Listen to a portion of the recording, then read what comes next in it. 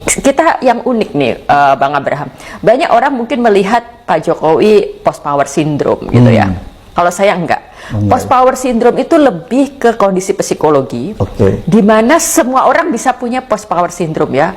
Orang yang sehari-hari ibaratnya ASN misalnya, dia kerja PNS 50 tahun lalu pensiun, dia post power syndrome. Jadi orang posisi di mana dia masih shock dengan realita bahwa dia pensiun, tidak punya pekerjaan dan sebagainya.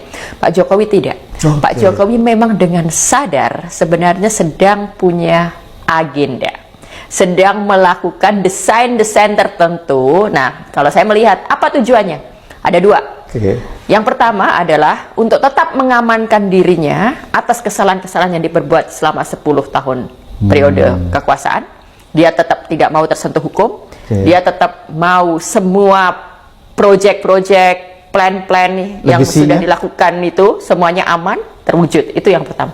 Lalu yang kedua, kita nggak bisa naif, Pak Jokowi sedang bekerja untuk 2029 untuk memuluskan Gibran. Iya.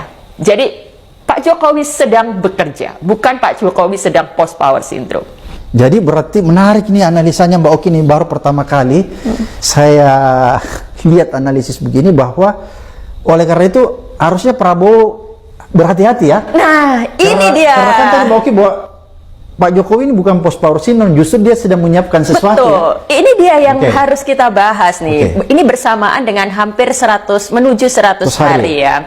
Dalam 100 hari pemerintahan Pak Prabowo. Nah, saya ingat saya duduk terakhir di sini adalah 1 hari sebelum pelantikan presiden, dan di situ saya sudah mengingatkan tentang gemuknya kabinet, lalu bagaimana Pak Prabowo yang insecure sehingga harus tetap mengikuti apa yang dikatakan Jokowi. Nah, hampir 100 hari kita masih dan makin melihat indikasi bahwa Jokowi punya peran besar dalam pemerintahan. Jokowi masih memainkan banyak peran, dan Prabowo masih tidak bisa melepaskan diri. Nah, kita bisa melihat dari misalnya awalnya sejak persiapan pilkada kemarin, pilkada Desember, bagaimana Prabowo datang ke rumah Jokowi. Seorang presiden datang ke rumah Jokowi di Solo, itu kan sebuah gestur yang menunjukkan siapa yang berkuasa. Itu gestur yang menunjukkan bukan lagi sekedar Pak Prabowo sopan santun menghargai mantan, enggak. Memang ada relasi kuasa di mana powernya masih lebih besar yang didatangin itu kan, yang di Solo ini. Dia masih mengendalikan ya. Nah, betul. Nah, lalu kita juga bisa lihat bahwa dalam pemerintahan Pak Jokowi sekarang, Pak Prabowo sekarang masih banyak orang-orangnya Jokowi. Lebih dari 50%. Ya, itu baik di kabinet dan juga orang-orang di penegak hukumnya.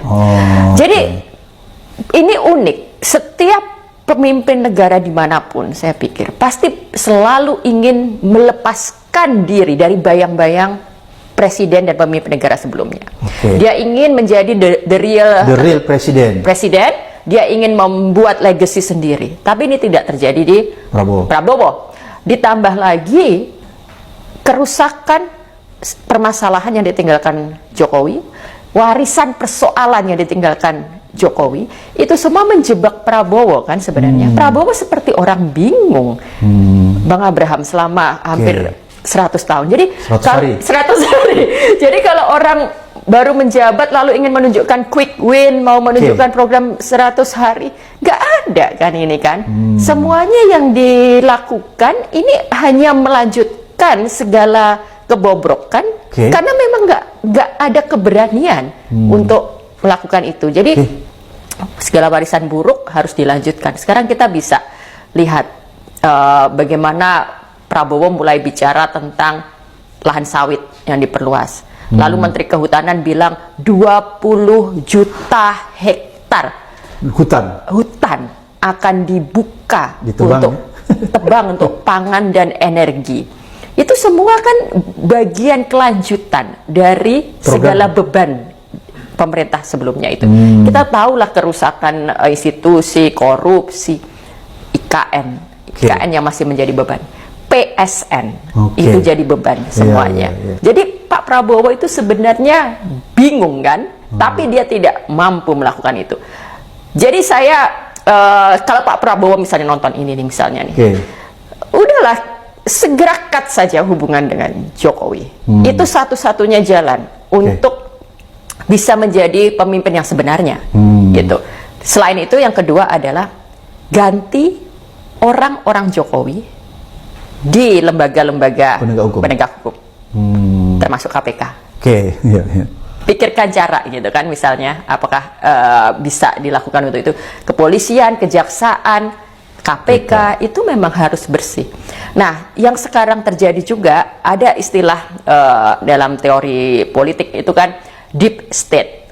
Jadi dalam sebuah negara pemerintahan ternyata orang-orangnya ini menjadi musuh dalam selimut. Jadi ada orang-orang yang hendak mensabotase pemerintahannya Pak Prabowo karena kesetiaan mereka ternyata bukan pada Pak Prabowo, tapi pada si mantan. Mereka adalah orang-orang yang masih bergerak untuk kepentingan si mantan, atau orang-orang yang masih bergerak untuk kepentingan mengumpulkan ini apa modal, budi apa membalas budi dan sebagainya, yaitu untuk akhirnya mensabotase pemerintahan hari ini, tidak bekerja untuk kepentingan rakyat. Itu yang terjadi sekarang.